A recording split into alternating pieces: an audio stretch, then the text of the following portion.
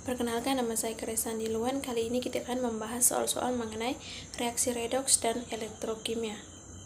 Soal yang pertama, apa perbedaan dari reaksi reduksi oksidasi dan setengah reaksi? Reaksi reduksi oksidasi selalu melibatkan transfer elektron dari spesies teroksidasi menjadi spesies terreduksi, ataupun sebaliknya. Namun ketika salah satu spesies teroksidasi dipisahkan dari spesies terreduksi, maka reaksi setara dapat dituliskan dalam setiap proses reaksi reduksi atau oksidasi, yang disebut dengan setengah reaksi. Dalam setengah reaksi harus memiliki elektron, baik itu sebagai reaktan atau produk. Soal yang kedua, apa fungsi jembatan garam dalam sel elektrokimia? Jembatan garam pada sel volta berfungsi menjaga kenetralan listrik dari kedua larutan sehingga aliran listrik tidak terputus. Soal yang ketiga, tuliskan 3 kegunaan sel volta dalam kehidupan sehari-hari. Itu yang pertama, arloji menggunakan sel kering. Yang kedua, sumber listrik pada kendaraan bermotor menggunakan akumulator atau aki. Yang ketiga, alat bor dan flash kamera banyak menggunakan baterai NCD, baterai in logam, dan hidridra. Soal yang keempat, tuliskan 3 kegunaan dari sel elektrolisis dalam bidang industri. Itu yang pertama, pemurnian logam, kedua, penyembuhan logam, dan yang ketiga, pembuatan gas. Soal yang kelima, nilai bilangan oksidasi dari Cr di dalam K2CrO4 adalah, langsung saja kita bahas, Cr dari K2CrO4. K2Cr4 sama dengan 0, 2Cr kali 4 kali min 2 sama dengan 0, 2Cr kurang 8 sama dengan 0, Cr kurang 6 sama dengan 0, Cr sama dengan 6. Soal yang ke-6, nilai bilangan oksidasi dari S di dalam Na2SO3 adalah Na2SO3 sama dengan 0, 2 kali positif 1 tambah S tambah 3 kali negatif 2 sama dengan 0, 2 tambah S kurang 6 sama dengan 0, S kurang 4 sama dengan 0, S sama dengan 4. Soal yang ke-7, setarakan reaksi berikut menggunakan metode setengah reaksi dalam suasana basah. NaCrO2 tambah Br2 tambah NaOH menghasilkan Na2CrO4 tambah NaBr tambah H2O. Di sini kita menggunakan 4 tahap, yaitu tahap yang pertama kita tentukan reaksi ionnya, yaitu CrO2- tambah Br2 menghasilkan CrO4 pangkat 2- tambah Br-. Dan tahap yang kedua, kita setarakan muatannya. CrO2- menghasilkan CrO4 pangkat 2- tambah 3E- itu oksidasi, dan Br2 tambah 2E- menghasilkan 2Br- itu reduksi. Dan tahap yang ketiga, kita setarakan H dan O, yaitu CrO2- tambah 4OH- menghasilkan CrO4 pangkat 2- tambah 2H2O tambah 3E- itu oksidasi, Br2 tambah 2E tambah 2Br- itu reduksi. Tahap yang keempat, kita susun reaksi sempurnanya. CrO2- tambah 4OH- menghasilkan CrO4 pangkat 2- tambah 2H2O tambah 3E- kita kalikan dengan 2. Di bawahnya Br2 tambah 2E menghasilkan 2Br- kita kalikan dengan 3 sehingga hasilnya menjadi 2CrO2 pangkat min 2 tambah 3Br2 tambah 8OH- menghasilkan 2CrO4 pangkat 2- tambah 6Br- tambah 4H2O. Soal yang ke-8, setarakan reaksi berikut menggunakan metode setengah reaksi dalam suasana asam. CuS tambah NO3- menghasilkan Cu2+ tambah S tambah NO. CuS tambah NO3- menghasilkan Cu2+ tambah S tambah NO. Oksidasinya S2- menghasilkan S tambah 2E-. Di sini kita kalikan dengan 3. Pada reduksinya NO3- tambah 4H+ tambah 3E- menghasilkan NO tambah 2H2O. Di sini kita kalikan dengan 2 sehingga hasilnya menjadi 3S2- tambah 2NO3- tambah 8H+ menghasilkan 3S tambah 2NO tambah 4H2O. Soal yang ke-9, setarakan reaksi berikut menggunakan metode setengah reaksi dalam suasana basah. MnO4- tambah Ce2O4 pangkat 2- menghasilkan MnO2 tambah CO2. Oksidasinya C2O4 pangkat 2- menghasilkan 2CO2 tambah 2E-. Di sini kita kalikan dengan 3. Pada reduksinya MnO4- tambah 2H2O tambah 3E- menghasilkan MnO2 tambah 4OH-. Di sini kita kalikan dengan 2 sehingga hasilnya menjadi 3C2CO4 pangkat 2- tambah 2MnO4- tambah 4H2O menghasilkan 6CO2 tambah 2MnO2 tambah 8OH-. Soal yang ke-10, setarakan reaksi berikut menggunakan metode setengah reaksi dalam suasana asam. MnO4- tambah H2S tambah H+ menghasilkan Mn2+ tambah S tambah H2O. Pada oksidasinya H2S menghasilkan S tambah 2H+ tambah 2E-. Di sini kita kalikan dengan 3 agar kita setarakan elektronnya. Reduksi MnO4- tambah 8H+ tambah 5E- menghasilkan Mn2+ tambah 4H2O. Di sini kita kalikan dengan 2. Hasilnya menjadi 5H2S tambah 2MnO4- tambah 6H+ menghasilkan 5S tambah 2Mn+ tambah 8H2O. Soal yang ke-11, setarakan reaksi berikut menggunakan metode setengah reaksi dalam suasana basah. CrO4 2- tambah Fe dikali OH2 menghasilkan Cr2O3 tambah Fe dikali OH3. Oksidasinya Fe dikali OH2 tambah OH- menghasilkan Fe dikali OH3 tambah E-. Di sini kita kalikan 6 sehingga kita dapat menyetarakan elektronnya. Pada reduksinya 2CrO4 pangkat 2- tambah 5H2O tambah 6E- menghasilkan Cr2O3 tambah 10OH-. Di sini kita kalikan dengan 1 sehingga hasilnya menjadi 6Fe dikali OH2 tambah 2CrO4 pangkat 2 tambah 5H2O menghasilkan 6Fe dikali OH3 tambah Cr2O3 tambah 4OH-. Soal yang ke-12, setarakan reaksi redoks berikut jika reaksi dilakukan dalam suasana asam. Fe2+ tambah Cr2O7 pangkat 2- menghasilkan Fe3+ tambah Cr3+. Jawabannya yaitu kita menggunakan bertahap juga. Tahap yang pertama, kita bagi reaksi lengkap tersebut ke dalam setengah reaksi, yaitu Fe2+ menghasilkan Fe3+ dan Cr2O7 pangkat 2- menghasilkan Cr3+. Tahap yang kedua, kita setarakan masing-masing setengah reaksi tersebut dengan aturan yang sudah ada dalam suasana asam, yaitu oksidasi Fe2+ menghasilkan Fe3+ tambah elektron-.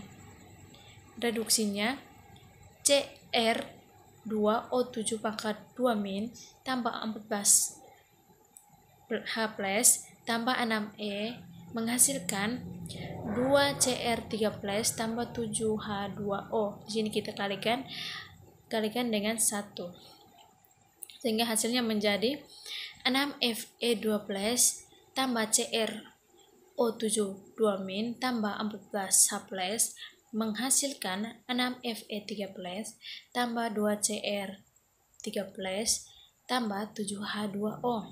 Soal yang ke-13, lengkapi dan setarakan beberapa persamaan setengah reaksi berikut dan tentukan apakah reaksi tersebut oksidasi atau reduksi dari reaksi ClO2 menghasilkan ClO3- dalam suasana asam. Tahap yang pertama, diketahui bahwa setengah reaksi tersebut berlangsung dalam suasana asam. Maka, jika kita lihat dari reaksi tersebut, terdapat perbedaan jumlah atom oksigen. Sehingga dalam suasana asam, aturannya yaitu H2O ditambah kebagian yang kekurangan oksigen, yaitu ClO2 tambah H2O menghasilkan ClO3-. Dan pada tahap yang kedua, dari penambahan air pada reaktan, hal itu telah membuat jumlah oksigen pada bagian kanan dan bagian kiri setara.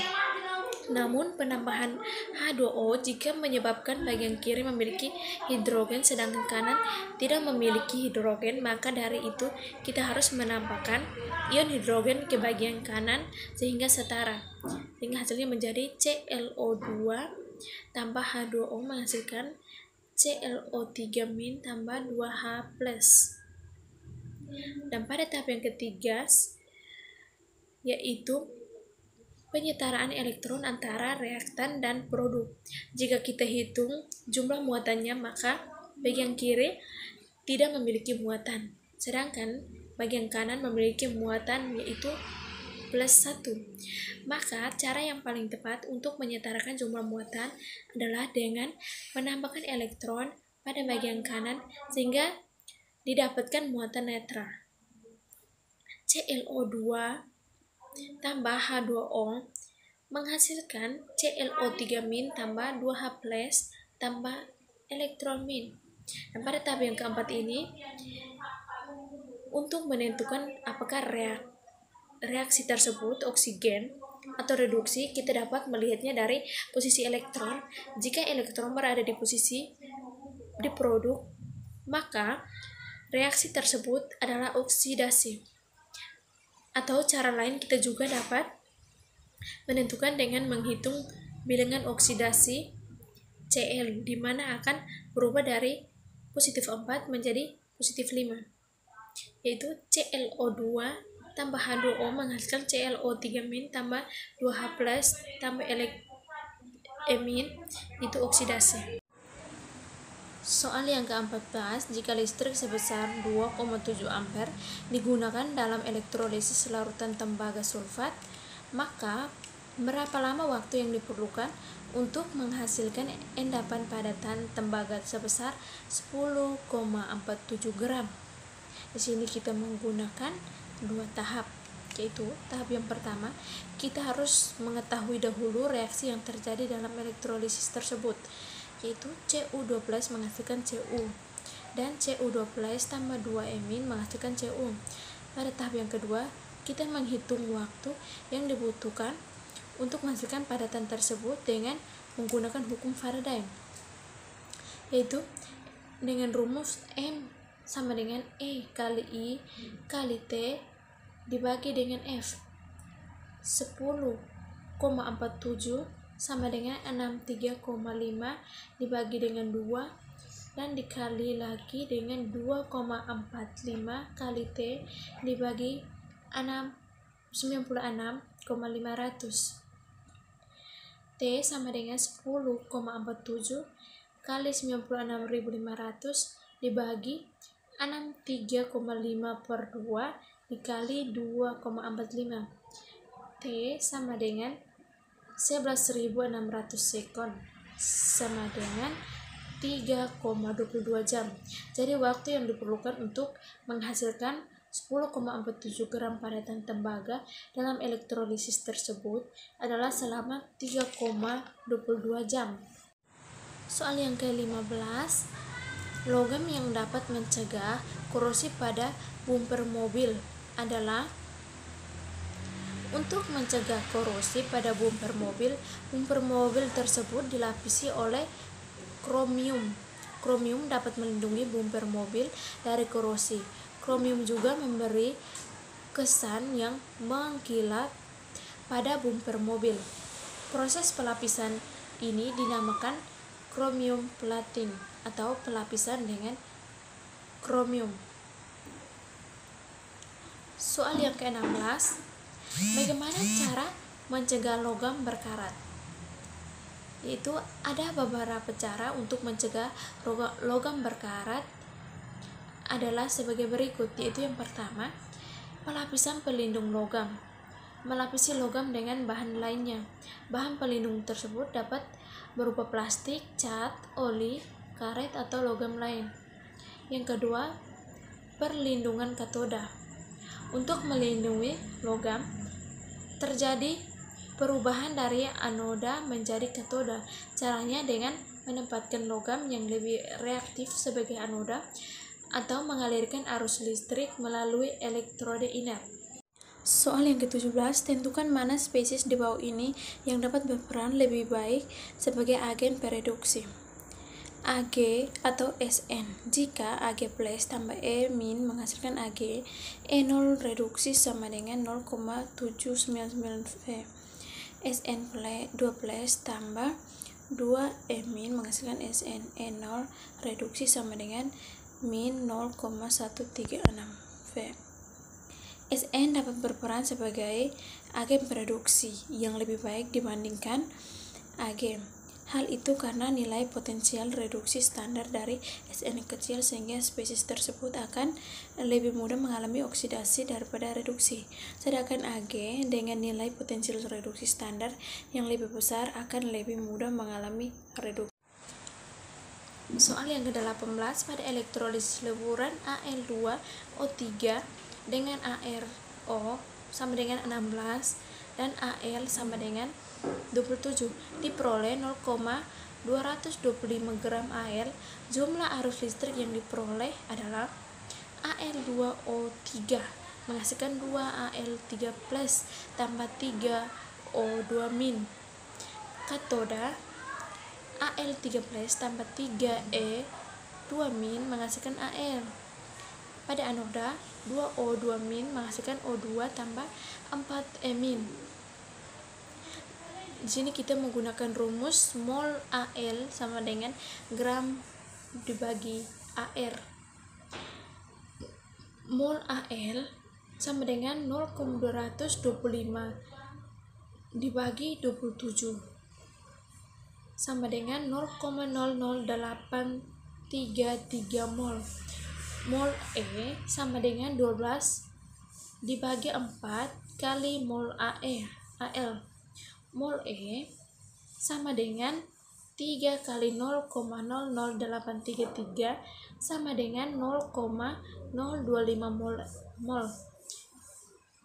Mol E sama dengan 0,025 F. Q sama dengan 0,025 kali 96.500. Q sama dengan 2,412,5 kolom.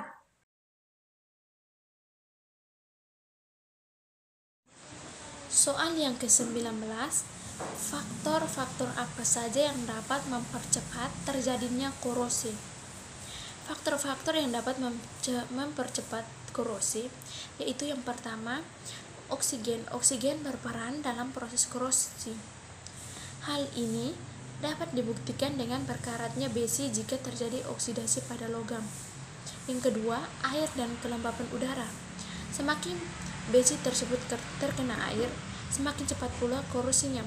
Kelembapan udara juga sangat mempengaruhi dalam korosi. Dan yang ketiga, zat elektrolit. Zat-zat elektrolit terutama hujan asam dan garam dapat mempengaruhi korosi. Yang keempat, permukaan logam. Apabila didekatkan atau dilengketkan dengan besi, maka dapat mempercepat korosi. Dan permukaan yang kasar relatif lebih mempercepat korosi.